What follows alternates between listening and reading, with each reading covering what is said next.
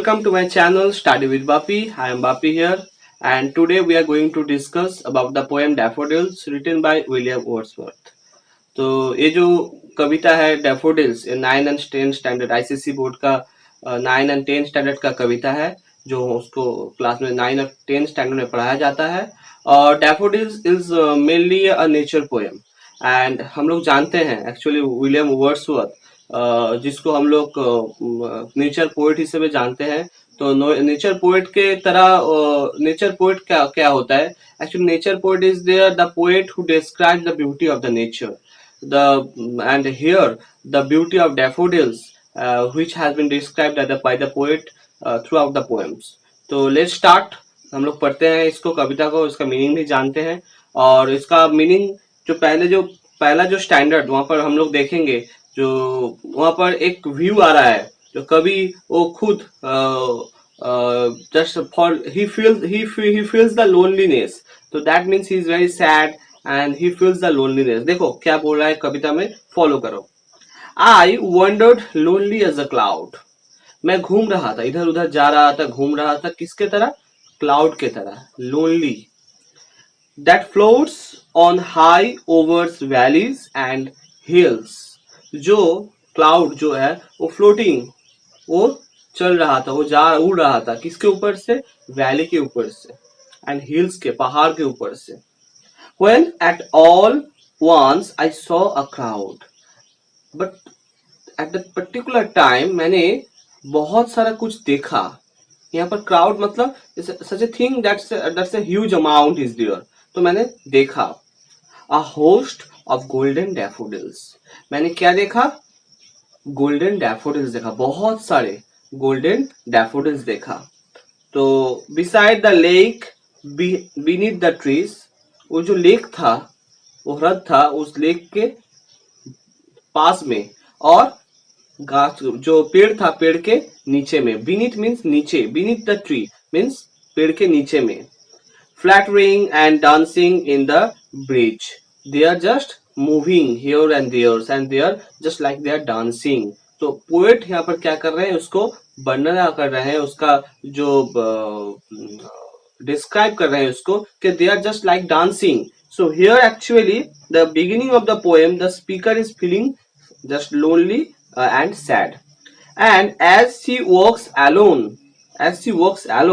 he goes to just a large area of daffodils and along the side of a lake, and blowing in the breeze with bright yellow flowers, and reflected in the water in spite of the waves due to the wind.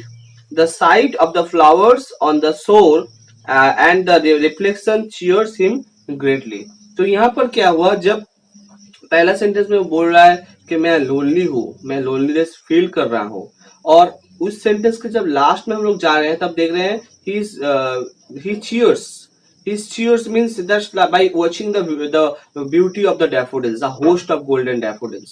उसको देखकर कवि अपने आप cheer हो गए, तो अपने खुश हो गए। तो यहाँ पर सॉरी, तो यहाँ पर जो हो रहा है, यहाँ पर जो हम लोग देख रहे हैं बेसिकली ये चीज, the beauty of golden daffodils का एक व्यू यहाँ पर इस कविता में यहाँ पर हम लोग देख पा रहे हैं। तो अब जो पार्ट आ रहा है, the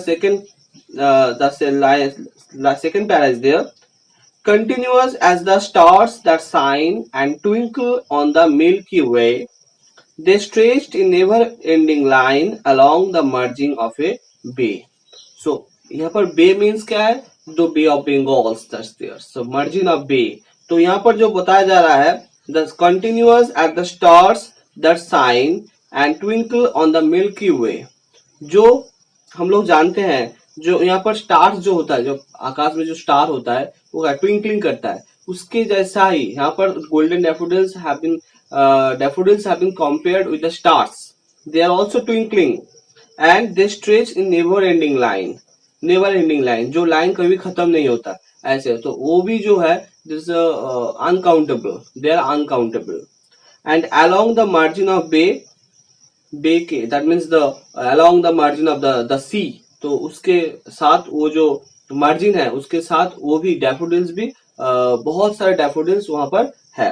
end 10,000 saw I ever I at a glance, at a glance, एक बार, at a glance means एक पलक, जस्ट एक पलक में वो क्या देखा, क्या, that's 10,000 golden daffodils. Actually here the poet wants to say they are uncountable, क्योंकि हम लोग एक जस्ट एक पलक झपकाने से हम लोग नहीं देख सकते, एक साथ हम लोग क्या देखते हैं, तो कभी देखा, जब मैं देखा 10,000 daffodils हुआ था, and tossing their heads in sprightly dance. They are just tossing, उसका जो head, उसका जो माथा था, तो वो they are just moving their heads here and there. So that means is there that they sprightly dance, वो dance कर रहा है. तो ये जो पैरा हम लोग पढ़े हैं, इसमें क्या बोल रहा है, इसमें बोल रहा है that there are many daffodils as there are stars in the sky and so many that they can be counted, they cannot be counted actually. So here actually the poet wants to say they are uncountable. And he says also that in one glance he saw 10,000. It's a huge number, and when is a large number used to express how large the bed of flower was. So how large the bed of flower was. So they seem to be dancing in the bridge. तो कवि को ये लग रहा है कि वो dance कर रहा है. उसके बाद देखो जो पैरा हम लोग पढ़ रहे हैं, the waves beside the danced, but they outdid the spark leaves in glee. And a poet could not be but gay, and in such a jocund company, I gazed and gazed, but little thought what wealth the soul to me had brought. तो यहाँ पर जो बताया गया है इस para में, जो वेव्स, जो वो जो लेक है, लेक का जो वेव्स है, तो वो वेव्स भी लैप एट द शोर, वो भी उसके साथ डांस कर रहा है, डैफोडिल्स के साथ वो भी डांस कर रहा है. और the poet can't help being happy when he such is joyful mind.